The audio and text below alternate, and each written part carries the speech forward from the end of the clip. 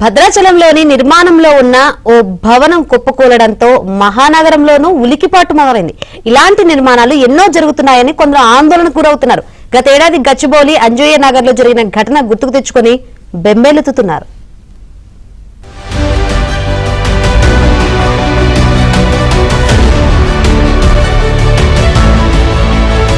గ్రేటర్లోని పలు ప్రాంతాల్లో ఆంధ్రజ్యోతి నిర్వహించిన క్షేత్రస్థాయి పరిశీలనలో విస్తుపోయే వాస్తవాలు కనిపించాయి.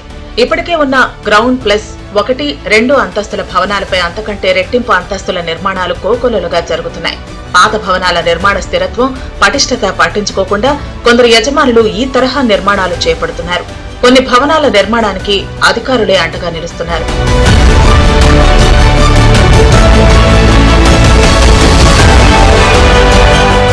పాత ఇళ్లపై అదనపు అంతస్తులకు అనుమతి ఇచ్చేటప్పుడు పట్టణ ప్రణాళికా విభాగం అధికారులు సమగ్ర పరిశీలన చేయాలి. అంతకుముందు భవన నిబంధనల ప్రకారం నిర్మించారా అన్నది చూడాలి. భవన నిర్మాణ స్థిరత్వానికి సంబంధించి జీహెచ్ఎంసీ గుర్తింపు పొందిన స్ట్రక్చరల్ ఇంజనీర్ నివేదిక తప్పనిసరిగా ఉండాలి. దాని ఆధారంగానే కొత్తగా అనుమతులు ఇవ్వచ్చా, ఇస్తే ఎన్ని అంతస్తుల వరకు ఇవ్వాలన్నది టౌన్ ప్లానింగ్ అధికారులు నిర్ణయించాలి. కానీ జీహెచ్ఎంసీ అధికారులు ఇవేవీ పట్టించుకోవటం లేదు.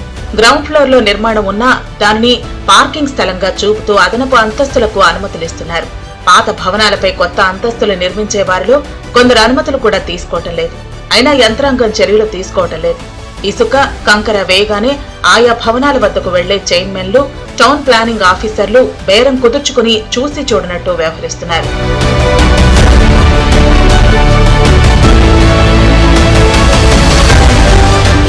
శరవేగంగా విస్తరిస్తున్న హైదరాబాద్ లో అద్దె ఇళ్లకు డిమాండ్ భారీగా పెరుగుతోంది. పాత భవనాలపై అదనపు అంతస్తులు నిర్మించడానికి ఇదే ప్రధాన కారణం.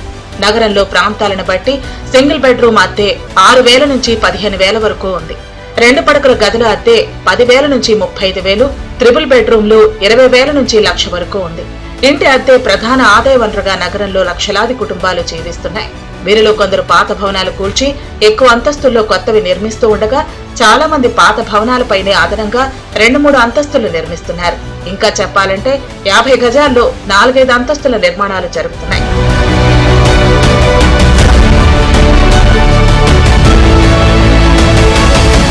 స్థల విస్తీర్ణాన్ని బట్టి ఎన్ని అంతస్తులకు అనుమతి ఇవ్వాలన్నది అధికారులు నిర్ణయిస్తారు. నిబంధనల ప్రకారం 50 గజాల్లోపు గ్రౌండ్ ప్లస్ 1, 50 నుంచి 100 గజాల్లోపు సెట్ బ్యాక్లను బట్టి గ్రౌండ్ ప్లస్ 1 లేదా 2 అంతస్తులకు అనుమతి ఇస్తారు.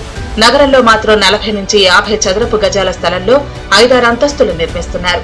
ఎస్ఆర్ నగర్ లోని బాపునగర్, ఐటీ కారిడార్ లో హాస్టళ్లకు డిమాండ్ ఎక్కువగా ఉండటంతో గచ్చిబౌలిలోని అంజయ్య నగర్, సిద్దికి నగర్, గోపన్పల్లి, గౌలిదొడ్డి, బోరబండ, పర్వత్ నగర్లలో 50 నుంచి 70 చదరపు గజాల స్థలాల్లో సెట్ బ్యాక్లు కనీస జాగ్రత్తలు తీసుకోకుండా హాస్టళ్ల కోసం నిర్మాణాలు చేపడుతున్నారు.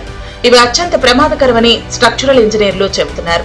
గచ్చిబౌలిలోని అంజయ్య నగర్ లో గతేడాది సెట్ బ్యాక్లు లేకుండా ఓ వ్యక్తి పునాది గుంతలు తవ్వటంతో పక్కనున్న 4 అంతస్తుల భవనం ఓ వైపు ఒరిగింది. అందులో ఉండే వారిని ఖాళీ చేయించిన అధికారులు ఆ భవనాన్ని కూల్చివేయడంతో పెను ప్రమాదం తప్పింది.